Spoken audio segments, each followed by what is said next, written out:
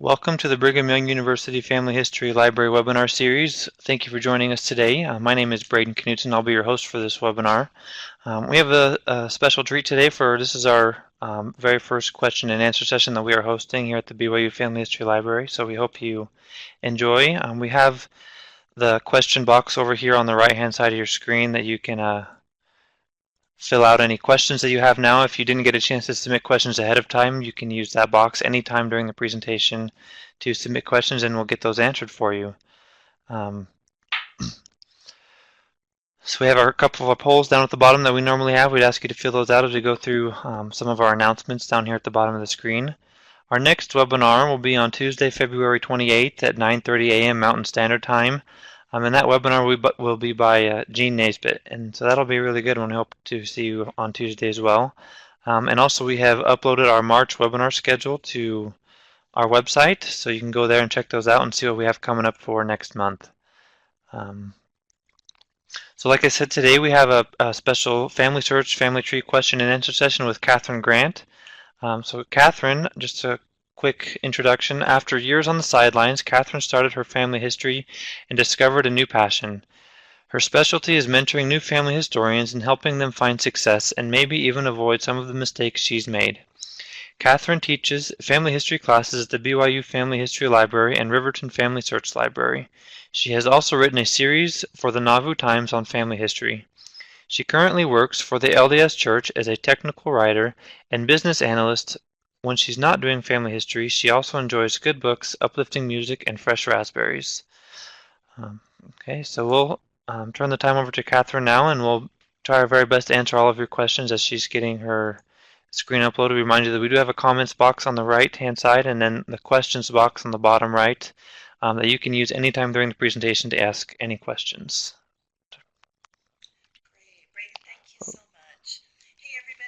Welcome to this webinar.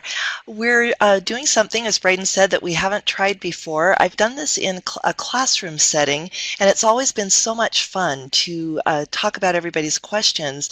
And so we thought, why not try it in a webinar? So we'll give it our best shot today. I did get a few questions that were sent ahead of time. And just so you know, actually, I am not an expert at all on memories, and there were a few questions on memories. So I've actually emailed a gal at FamilySearch. She's the expert, and so if she answers during the webinar, I'll be able to answer those questions for you. And otherwise, if not, my email will be available at the end of the webinar, and you're very welcome to email me and let me know who you are so that I can send those answers to you when my friend sends them. So let's go ahead and dive in, and I will just answer these questions that were pre-submitted, and then Braden will let me know of any other questions that come in during the webinar, and as he said, we'll do our best to answer all of them. So our first question is from Lisa, and she asks, is there a way to deselect or turn off persons who fall under the 110-year rule when looking for green temples? So in other words, she doesn't want to have people come up that she can't do temple work for anyway. And Lisa, that's a really great question. As far as I know, in Family Tree, there's not a way. There are some other programs that search for green temples, such as, I believe you can do it in Pozilla, you can do it in Hope Chest, Find a Record, or a few of the ones that I'm aware of that have that feature available. And so you might check in whatever application, if you're using something other than Family Tree, check that application's documentation and see if they allow that. I would want to make just a quick comment, though, about looking for green temples. There's a misconception going around that's kind of been, especially here on the Wasatch Front, but probably in other areas, that the way to find temple names is to look for green temples in Family Tree. And actually, if you're talking, the area medical advisor actually of our area is actually also a family history consultant. So he's not a professional consultant, but he's very careful and methodical and so forth. His name's Mark Shepard, and he did a study on on a number of Green Temple names and discovered, and it was a statistically valid study of over 200 names, he discovered that the names that were later than the 1800s, about 50% of them were duplicates or invalid. Before the 1800s, so back into the 1700s and so forth, only 4% of those names were valid, so 96% of them were not. The reason for that is explained by where the data came from in Family Tree. So a lot of people are under the impression that perhaps the church has validated that data and has kind of seeded Family Tree with temple names, but that actually isn't the case. FamilySearch has not done any validation of the names in Family Tree, so a lot of them came from old temple records, and a lot of them came from the old 4-generation and 3-generation programs in the late 20th century, and there was a lot of duplication in those programs, and a lot of those names that were uploaded as part of those programs didn't have temple work attached to them. So you might go into Family Tree and see a name that looks like it needs temple work, but it actually doesn't. So my friend Heather, who's a consultant in Idaho, always says, look at green temples as an invitation to research. So if you find a green temple, it may need temple work, but much of the time it won't. And so, Lisa, you may very well already be aware of that, but I wanted to raise that for everybody on the webinar so that you would know when you find a green temple, it's very, very important to do two things. One is to check it for duplicates. And Family Tree doesn't necessarily find all the duplicates that a human can find. So definitely click the possible duplicates link on the person page to check. But I also like to do a manual search just to see if I come up with any other possible duplicates. So definitely check the duplicates, and then also check to make sure that that person is really related to you.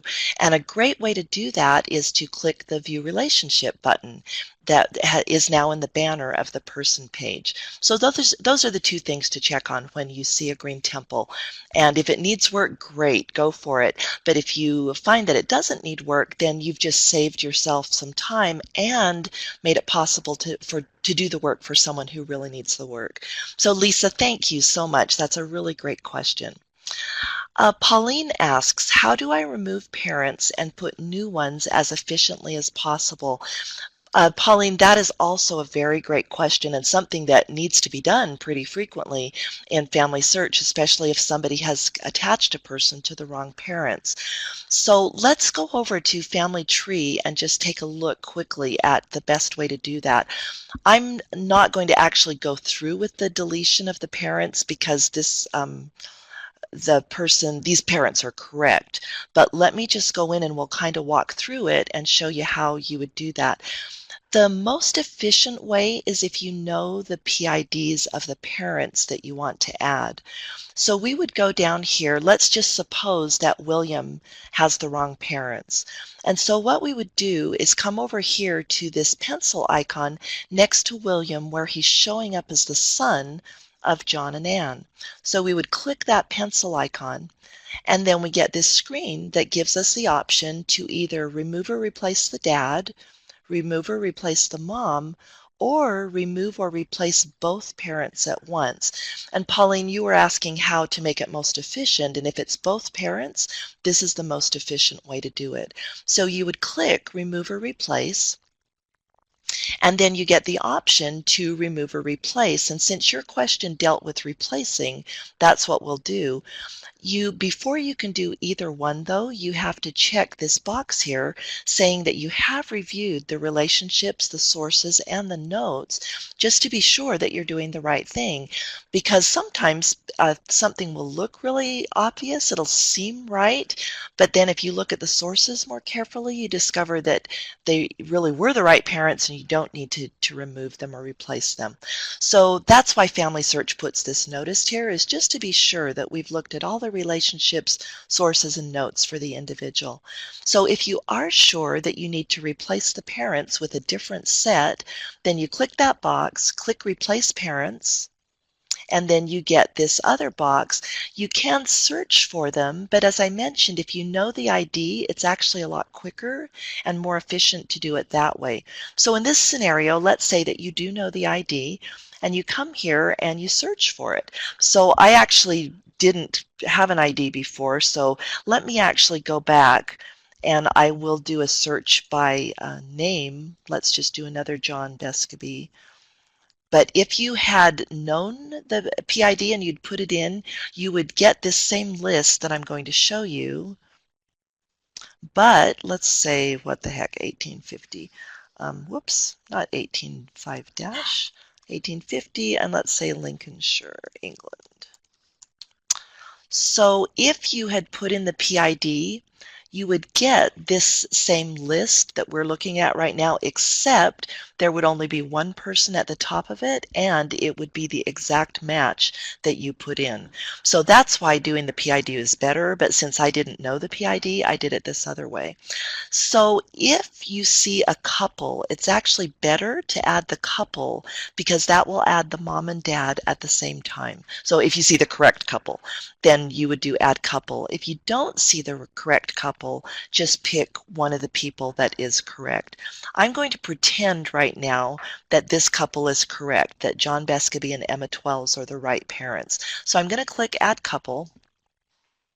And then it's going to want the reason for my change. And whenever you get this box, sometimes people will put something like just wrong parents or right, I'm putting the right parents on.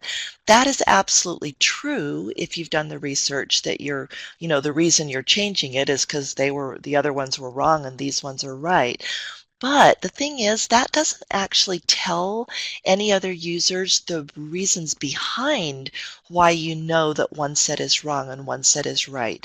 So just as an example, I had one the other day, or well, actually a few weeks ago, where somebody had looked at the names of the people but not the dates. So they had attached some parents that were like born in the 1700s to somebody that was born after 1850. So it was clearly not possible for, someone who is 150 years old to have those children.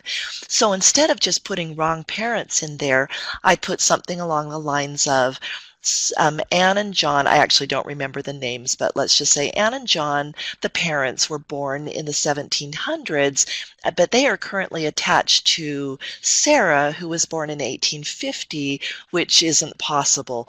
So just some reason, some explanation along those lines.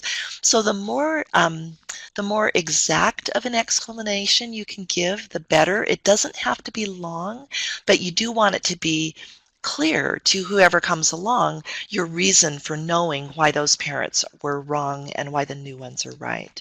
So hopefully that makes sense. As I said, I'm not going to replace because these aren't the right parents. I'm going to click cancel. But if you were to click replace, then you would be taken back to the person page of William, and those parents that we just selected here would replace the parents that were there. So hopefully that answers the question, and if it doesn't, please go ahead and ask for clarification in the chat box of the webinar. Okay, let's go to another question from Lisa. Lisa asks, in sources, is there a way to tag a marriage? And Lisa, there's not, and I have wanted the same thing. So hopefully, I would actually go out to Get Satisfaction. That's the user forum for FamilySearch, and I don't have the link to it right here, but if you would like that link, please email me, and again, I'll show my email at the end of this webinar.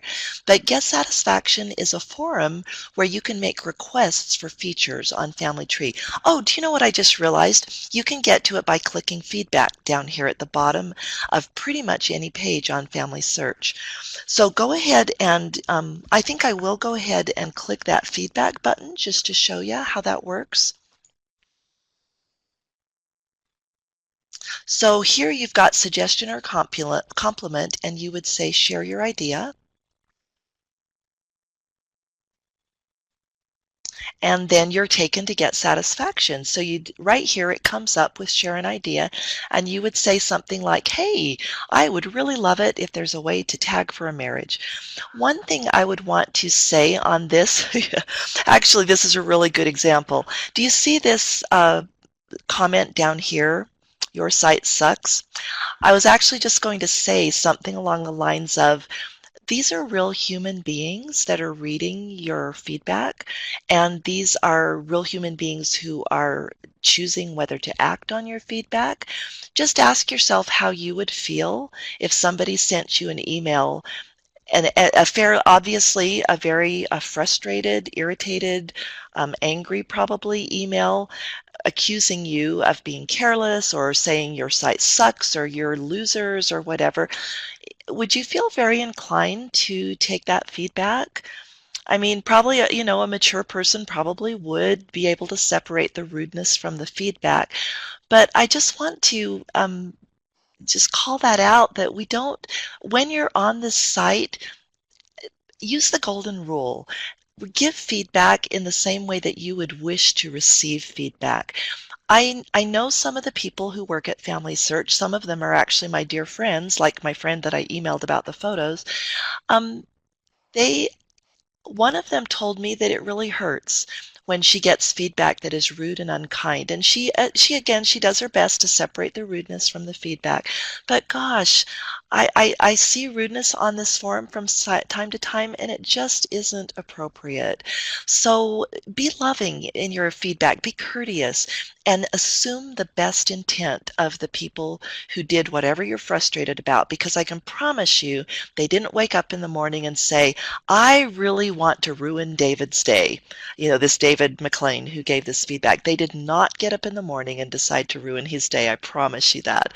So just be courteous when you give the feedback. But I can also promise you that FamilySearch takes the feedback on the site very, very seriously. Ron Tanner, the owner basically of Family Tree, Joe Martell, others that you see on this site, they look at this site all the time and they take this feedback into consideration. So definitely give your feedback, but give it in a courteous and loving way. Okay, let's go back to more questions. So another question is, how do you go from the tree record to research that same ancestor? This is from Pauline also. And Pauline, if I am understanding your question right, I believe what you're asking is, how do I do research from a person's page? And let's go back to the person page that we were on, that Bescabee page. And I will show you what I believe to be the answer to your question. But if it's not, we're a little slow here. Sorry about that. If it's not, then please put a message in the chat box and we will get clarification and answer your question. And I do not know why we're not going, but let's try and do a search here. Normally that would have taken me back to the page that we were on earlier. So. Okay, what I believe you're asking, Pauline, is if I'm on a person's page, how do I search for some records? How do I do some research on that person? Well, Family Tree has made it really easy. This is actually one of my favorite features. One way is that you could get record hints up here. FamilySearch will take the information on the person page and they will run a search in their historical records. And these are the records that, if you've done indexing, you've helped to make these records available.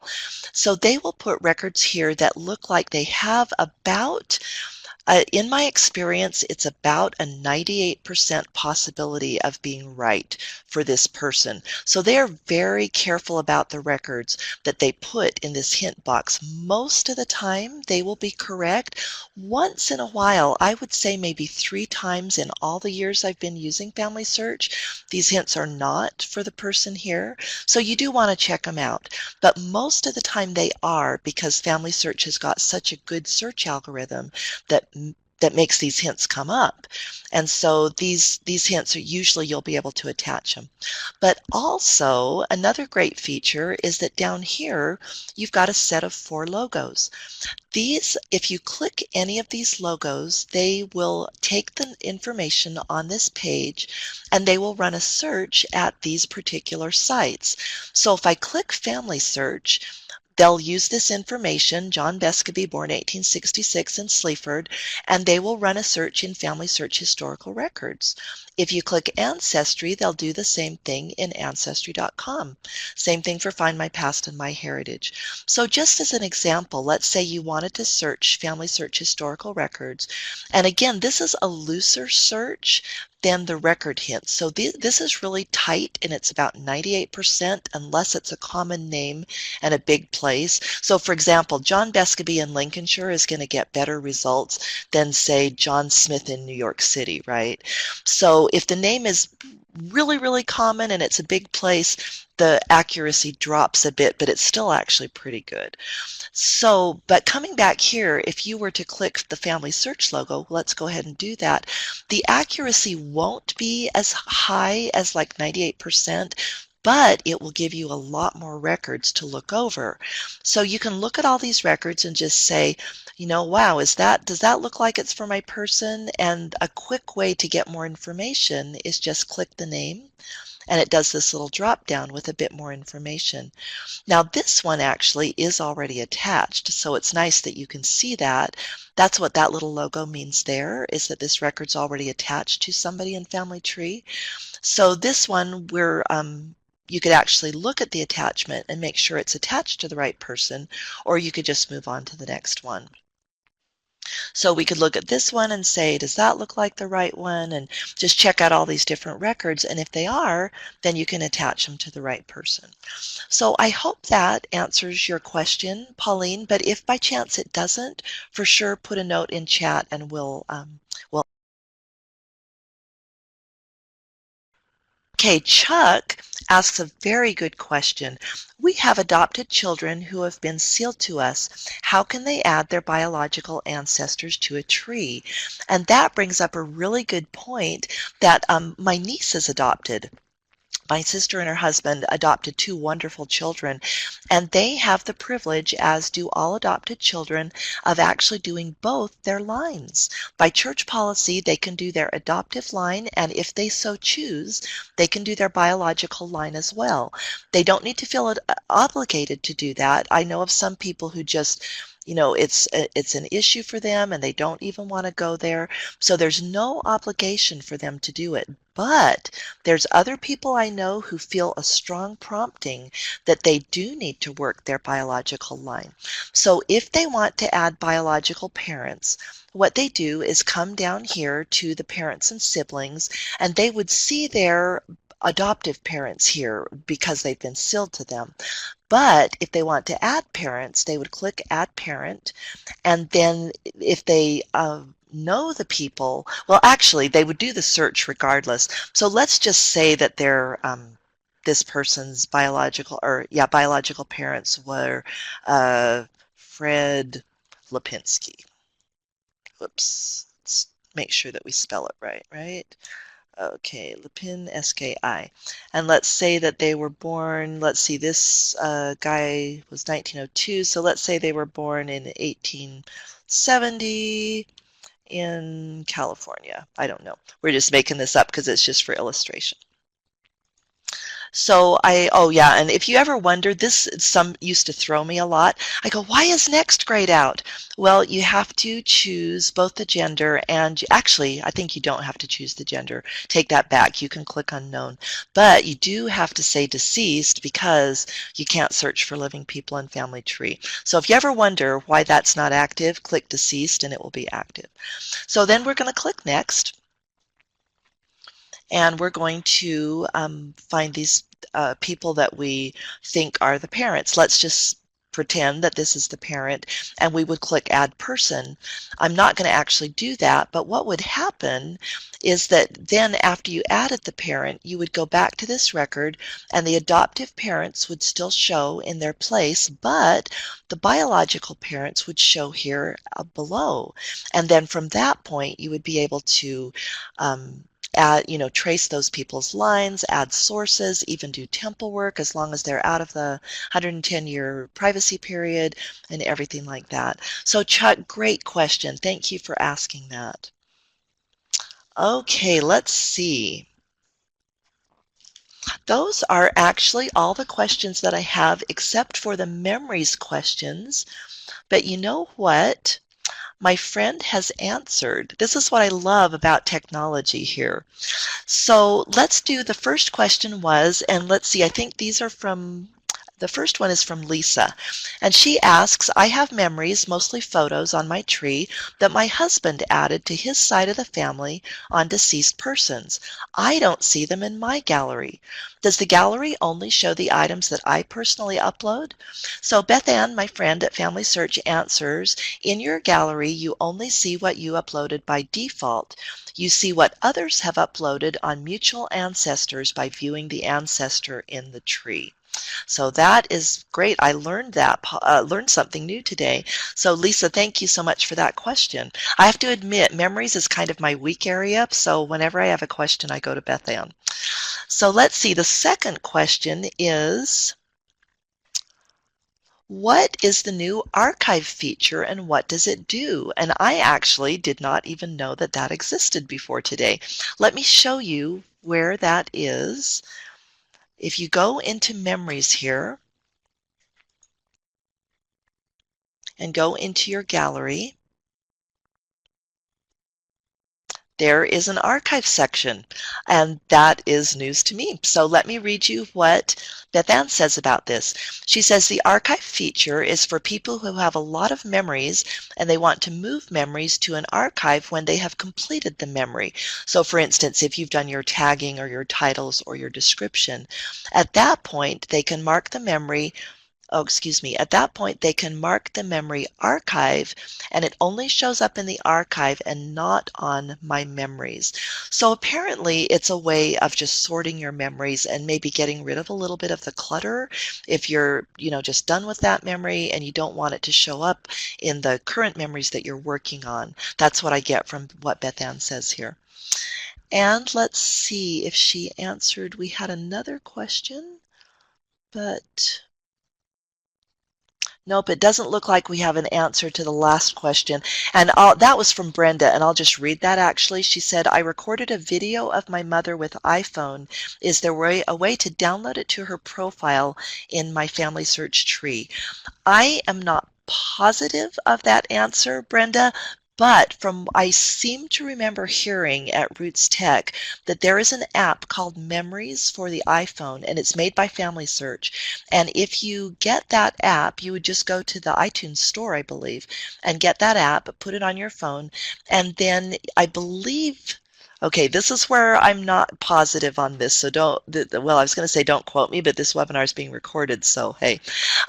So you want to check out the real functionality, but I believe that when you download that or when you add that Memories app to your iPhone, there's a functionality to record, and so you'd use that to record, and then there's another functionality that says what PID number do you want to attach this to, and so you would just put in the ID of your mother and it would attach it to her.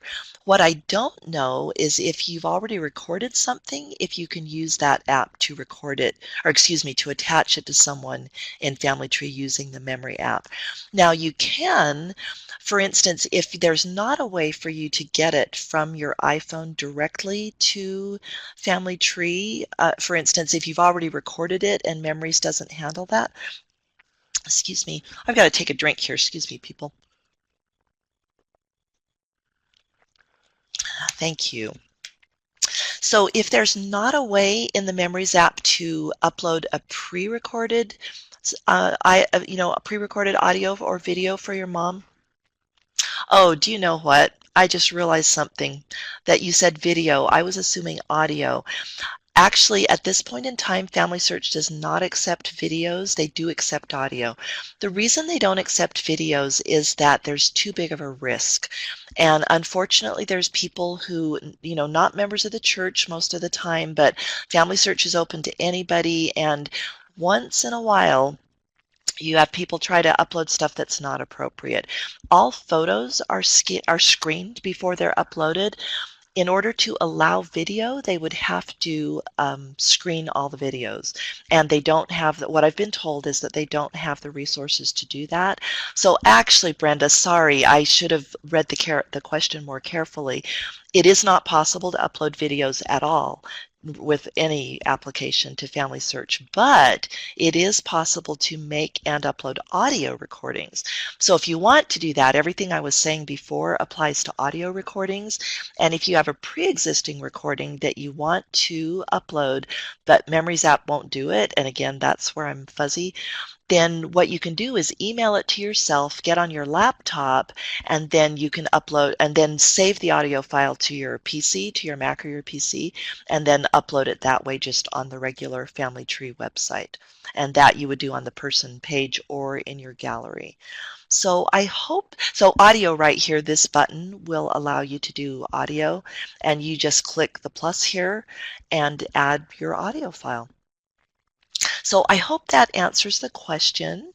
And that's all the questions, Braden, that I had for, pre-submitted questions. Do we have any others that anybody wanted to answer?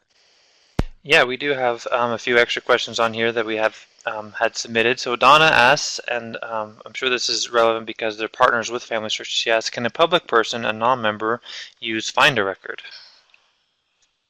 Yeah, my understanding is yes, because Find a Record is a public, as Braden said, that's just a third-party app. It's not owned by the church, and it doesn't require, as I understand it, the reason you log in with your FamilySearch is so that it can read your data, but it's not a requirement to be a member of the LDS Church in order to use it. So yeah, my understanding is that anybody can use that to help them in their family history. Good question. And then our next question is from Lisa. She asks, can you explain why you would use discussions versus notes versus life sketch? Oh my goodness, that is a fantastic question. And do you know what? There is a knowledge article in the Help Center that addresses that very thing, but I will go ahead and give a summary of that. But just so if you wonder how to get to the Help Center, you click this little Get Help arrow right here and click Help Center. And then when you get there, you can search for any knowledge article that you want. But let's go over to a person page and answer that question. I think it'll be easier to answer if we're actually looking at the person page. And I hope this did take us back to John Vescopy this time. Cool. So here's the life sketch at the top. The purpose of the life sketch is to add a brief overview of somebody's life. It has a limit, as I recall, of 10,000 characters, which I believe translates into somewhere between 1,000 and 1,500 words. That's a few paragraphs. So as you can see, this is not meant for a lengthy biography, and it's just basically, since it's up here at the top of the person page, it's a great way to just kind of give a very brief summary of this person's life. I've also heard people say that they like to use it to avoid people making mistakes. In other words, detaching parents that shouldn't be detached or adding kids that shouldn't be added. And so you can put a brief life sketch here that says something like, so-and-so was born at such and such a time in such and such a place. His father did such and such for a living, and he married so-and-so and had this many children. And of course, that information all appears further down on the page, but it's not a narrative. And also, sometimes people don't really check out this information down here before they make incorrect changes. So if you've got something up here front and center right at the top that gives this short narrative about the person, I've heard people say that they believe it helps prevent incorrect changes. So that's kind of the purpose of the life sketch. Now, discussions shows up at the bottom of the page. Oh, and here's a little tip. I find that a lot of people aren't aware of this, that these are actually links. And so if you want to go quickly to the discussions section, just click discussions and it pops you right down. So oh, there we go. What is the purpose of this section? This is actually a way to have an online discussion or conversation with other users. So Life Sketch, if you go up to the top, that isn't a way to have a conversation with somebody. That should just be a summary of the person's life. But coming down here to discussions, that's where you could post a question. For instance, suppose that I've had this happen before, that you come here and you see, wow, one of these kids was born after the mom died or something. And so there's got to be a mistake either in the mom's death date or the child's, the child belongs to another family. So, but maybe you didn't want to detach it first because you weren't sure. And so you could start a discussion and you just click add a new discussion and you could say something like, is Sarah really the child of so and so? And then you could put your question here and just say, hey, I noticed that Sarah is born after the mother died. And so something's clearly not right here. Does anyone know anything about this? So this is just basically a good way for you to communicate with other users. So I'm actually not going to really post that since that was just an example. And then finally, notes. This is one of the most confusing ones because doesn't seem obvious what it's for. And so I actually emailed the guy at FamilySearch to find out why they put this on the page. And he said the purpose was this was kind of a place where you could put a conclusion that doesn't fit any place else. And by conclusion, we mean some fact about this person's life. So, and most of the time, to be honest with you, I can fit the facts either in vital information, basic life, death, events, so forth, or here in other information, they have a huge amount of different kinds of facts that you can add: when they served in the military, when they were naturalized, where and when they lived, what their residence information. So I almost never need to put something in the notes section, but according to FamilySearch, this is used for a conclusion that doesn't fit anyplace else on the page. So great question. Thank you very much. Okay, so our next question is from Bob. He asked if there is any information on new features to be added soon to FamilySearch Family Tree. That is a wonderful question because they are constantly adding new features. And the best place to go for that is this button right here, What's New? And so you can click that and you get taken over to the blog. And they post things regularly over here about what they're doing new in Family Tree. So that's my favorite way to find out new features. Sometimes I stumble on stuff, but this is really the best and most authoritative way. So Bob, thank you very much for that question. Excellent. So our next one is from Ryan. He asked, are there plans to increase the number of people you can watch on FamilySearch Family Tree? That is a great question. And is the limit, I think, if I recall, it's something around 3,000 or yikes, I am actually not positive of what that is. Let's see if they say it over here. Nope, they do not say it. I actually remember reading that in a knowledge base article, but I don't know it off the top of my head. It's actually pretty large, but if you feel that a larger limit would be helpful to you, that's when I would go, you know what, actually I think this is one of the pages that doesn't have the feedback link. Yep, it is. So I would go to the feedback link at the bottom, and like we looked at earlier, and I would put a courteous, nice note on the feedback page asking them to raise that limit. So thank you very much. Great question. Okay, well, thank you very much. Our next one is from Donna, and I hope I understand this question right. If we get it wrong, just let us know and clarify for us. But it's, can you demonstrate using the gear on the right how to change the things on the right? Oh, yes, I'm so glad you asked about that. That is one of my very favorite features, actually. This is pretty recent. Relatively speaking, I think it came out within, say, the last year. So this gear allows you to customize the person page. So for instance, suppose that so you click the gear, and sorry, I was getting a little ahead of myself here. I was so excited about this. So you click the gear and you notice that these handles pop up on every section. What you can do with those handles is drag them to a new location. So I actually have rearranged my page. For instance, I am totally not a print person. I pretty much do everything online. So print was not helpful to me, and it just kind of got in the way. So I dragged it to the bottom. So it used to be up higher. Let me just drag it. I think it probably used to be maybe here. I don't really remember, to be honest with you. So I decided I didn't want it at the very top. I wanted it, or excuse me, I didn't want it higher. I wanted it lower. So I dragged it.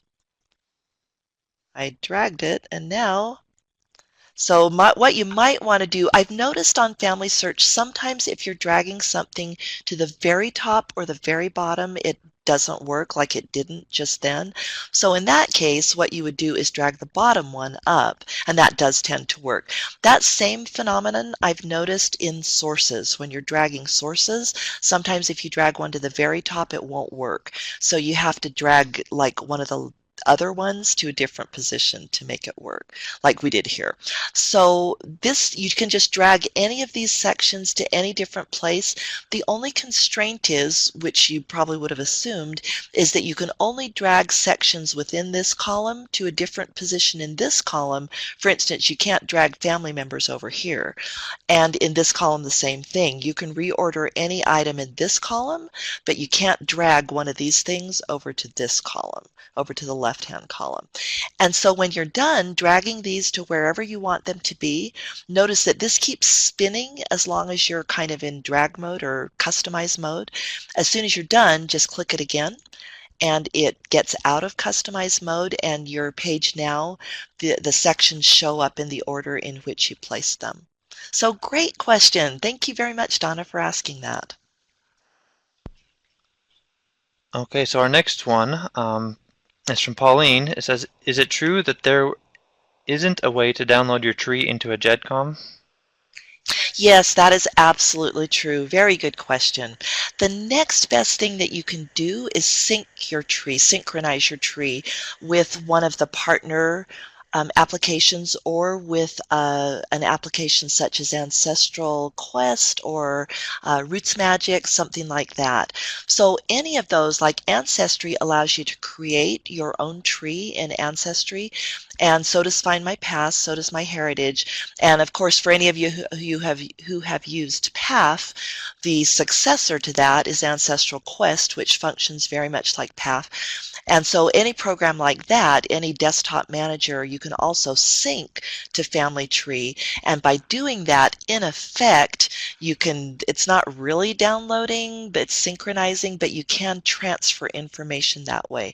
So you can upload GEDCOMs into Family Tree, but you cannot download any information per se into a GEDCOM. So thank you for asking that question.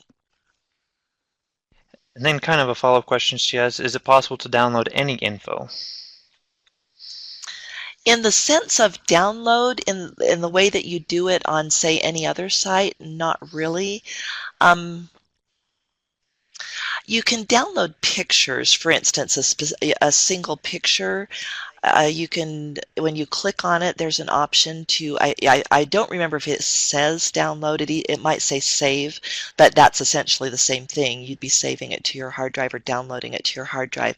But other than pictures, and memories, I'm not aware. Actually, I shouldn't say photos. I think it applies to any type of memory. You can download or save any type of memory.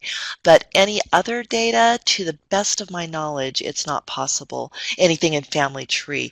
Now, you can save historical records. So if you go over here to records like a census record or something like that, you are able to save that to your machine or your device. But I think you were talking about the data in Family Tree. So no, to the best of my knowledge, there's not really any way truly to download a person's data. You would just synchronize it. So great, thank you for asking that question. Okay, well, I think from what I can see, that's all of the questions we've received up to this point. If you have any other questions, go ahead and write those in, and we will love to answer them for you. We've enjoyed all of the questions up to this point. They've been excellent, and we hope we've been able to answer them sufficiently so that they're clarified and help you out with that. Do you have anything else for us, Kathryn? Well, you know, if we're giving people a chance to ask a few more questions, I do have a couple fun tips I could share before. So maybe I'll take about 5 minutes and just run through some fun stuff. And then if there's no questions at that time, we'll go ahead and end the webinar. And again, thank you so much, everybody, for these great questions. One thing I've found when I teach live classes is that if one person has the question, usually a number of other people in the class also have the question. So I am guessing that all those questions that were asked today were very valuable to all participants. So here are a few little fun things in Family Tree. This one, people always seem to love this.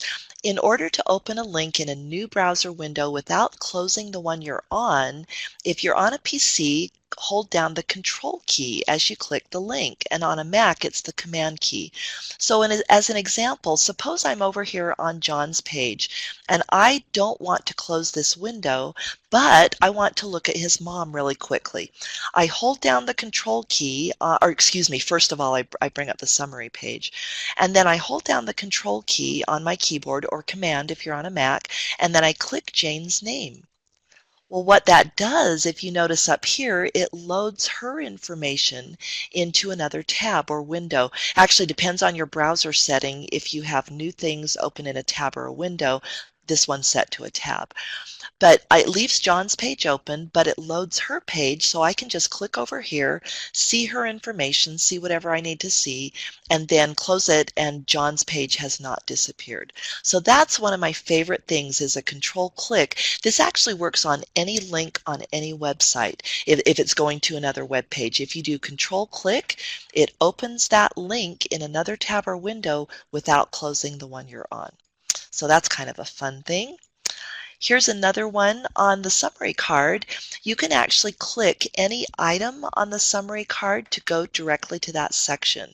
So for example, if I were to click Memories on this card, it would take me to Anna Maria Rawlings' Memories page. Or if I click Discussions, it would take me to Anna Maria Rawlings' Discussions page. Here is one more. I already mentioned this one actually, is that a lot of people aren't aware that these links at the top of the person page actually will take you to the respective section. So if you click Family, it shoots you down the page to the Family, or Notes down the page to the Notes. Here is one of my very favorites that I actually learned from Ben Baker at FamilySearch. It was in a meeting, a training meeting that he had with us. If you ever get into a person page and you have that yellow bar, you know, that says that your date is not standard, and actually I think I could illustrate this. Let's go back here and see if I can save a bad non-standard date just quick, or place just quickly. Let's go sleep. And it might, darn, since it was already standardized. Let me try this. Okay, none of the above. Okay, that's what I wanted. So if you have this message on here, you see this and it says that it's not standard. The trick to bringing up the standards very easily is click at the end of the non-standard date or place, then hit your space bar. And what it does is bring up a list of all possible matches for the standard. You just click the one that you want, and it replaces it, and that puts in the standard date, and that's the easiest way to do it, rather than trying to type it out and guessing or doing a lot of scrolling or whatever. Just clicking at the end, hitting that space bar will bring up the best matches for that standard. So let's see, it looks like we might have time for another tip. This is another one of my favorite things. If you get tired of drilling all over Family Tree, they've made their URLs very sensible, very common sense. So for instance, if you want to go straight to Family Tree, you can just type familysearch.org/tree. Search goes to historical records. Ask goes to the Help Center. Blog goes to the blog. Indexing goes to the indexing site. And here is actually one of my very favorites. This sometimes shows up on your customized person page, but not as often as I wish it did. Sometimes it's replaced by other stuff. This very cool keepsake little site allows you to create one of these beautiful trees in a variety of styles just based on your information in Family Tree. So you just go to familysearch.org keepsakes/keepsakes, and then you get this choice of 4 different styles, and you can either click one of the styles or you can click Get Started and then create these really beautiful and interesting and unusual trees. So I think that's the fun tips that we had. And do we have any other questions? Yeah, there is one more that came in from Amy. She asks, what to write as a reason for attaching a source, also a reason for merging? Oh my goodness, I love that question because so often we're just puzzled, right? By what on earth should we put in that box to explain. So the guideline I use is I want it to be clear to anybody else who comes along why I made the decision that I did to either merge or to attach a source. So for instance, one of my standard ones for doing a census is that usually a census will provide you with 4 things. It will provide you with evidence of the person's residence. It will provide you with evidence of where they lived. Excuse me, that's residence. I mean their birthplace and also their birth year approximately. And it will also provide evidence most of the time of family relationships. Once in a while they might be living with, or living as a servant in a house or something. So in that case it doesn't show the family relationships, but most of the time it does. So for a census, I will usually put as my reason for attaching provides evidence of residence, birthplace, approximate birth year, and family relationships, something along those lines. As far as a merge, here's an example of what I would put, for instance, if I had found 2 people that had the exact same parents and christening information, like christening date and location. I would put something along the lines of, and this is a good thing to bring out. You know what? Let me see. Shoot, can I get to a place where I can merge? I don't know if he has any duplicates. Actually, I can put a fake one. Let me show you really quickly here. Merge by ID. Let's just make something up here and see if it J Z. Hopefully that'll be a valid PID. Oh, they cannot be merged. Shoot. Okay, rather than waste your time on that, what I'll just kind of explain. Oh, actually that would have worked. Never mind. Just a second. Let me go back here. I just realized how it would work to show you what I wanted to show you. So let's see, LZZJ. Let's try a different number just on the off chance that it'll be valid. Yeah, so these people are clearly not the same person. But what I will do when I get to the place where I put in the reason is I will grab these PIDs, the name of the PID. So I'll select it. I'm using my mouse to select that, and then I will copy and I will paste it in here. So I'm going to do a Control V, and then it puts it on 2 lines, but I don't really want it on 2 lines. So I'm going to go ahead and scoot it up to the next line. And then I type the word and hit a space, and then I grab the other name and scoot that up. And then I will put, let's just suppose that this was the example that I said earlier, where these 2 people had the same parents and the same christening date and the same christening location. It was just very obvious that they were the same people. So I would put John Bescaby blah blah and James Packard blah blah were christened, whoops, lost my cursor here, christened on the same date in the same location, and they have the same parents. So The reason that to me that's better than just putting same person is because it explains the thought process that I went through. How did I really know that these people were the same people? Well, in this case, I came to that conclusion because they had the same name, which would be illustrated here if their names were the same, and they were christened on the same date, same location, have the same parents. So just as you're doing the reason, just try and explain the key facts that led you to believe why what you're doing is correct. So I hope that helps, and I'm going to cancel this because they really shouldn't be merged, but I hope that that helps answer that very good question. Hey, and I do have one other comment on that if I could. What I started doing, because there's some reason statements that I use over and over again, like I'm attaching censuses all the time. You can start like a Word document or WordPad document or whatever and just put like your standard reasons in it, and then just copy and paste them into the reason statement or the reason statement field every time you attach a census, for example. Does that make sense? I hope that makes sense. Any other questions, Braden? I believe that is all of them that I have received up to this point. Thank you everybody for joining us today. So if that is all, you still can have a chance to write in with any questions.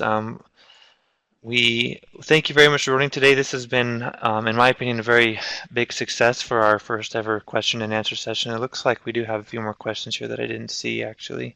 Yeah. And also, Braden, would it be possible to put that slide back up with my email so people could see it? Thank you. I appreciate Right. that. Sorry, I got out a little too soon there. Yeah, thank you. So we do have a few more questions I didn't see at the bottom here. From Ryan, he says, when photos are screened, are they screened by a computer or by a live person? I was told that they were screened by a live person. That's a very good question. So, yeah, Okay. I doubt that that's changed just because photo recognition technology is good, but I don't think they trust it adequately to identify that rare photo that's inappropriate. So, thank you for asking that question. And then the next one, I think that might have been the last one, other than from Barb. She asked how is the best way to get back to the recording of this, and we have this webinar's recorded, so we'll have it posted onto our website and as well onto our YouTube channel. And so you can get to it from either one of those. And if we'll go back to this last page here, I can show you. We have a link over here. This is a link to our website, and this link you can click on it right now and it'll take you directly to our website. We'll have a list of all of the webinar recordings there. It has our monthly schedule posted there as well, and also if you go to our YouTube page, all of our webinars are posted there. And then we have notifications on Twitter and Facebook all the time about when those videos are uploaded. So there's a lot of different resources for knowing when these come up, and it's a great question. Thanks, Barb, for that. So if you didn't get a chance at the beginning to answer our polls down here at the bottom, feel free to do so now, and we'd love to have some feedback for today's Q&A session, what you thought of it, what we could do better for if we did it again. And also if you have any ideas for topics that you want to hear about, feel free to write those in as well, and we'd love to try to work those into our schedule as well. But I believe, let's see here. Yeah, and so someone also confirmed that the photos are screened by live people, so that's good. Great, thank you. And so we thank you very much for joining us today, and we hope to see you next time.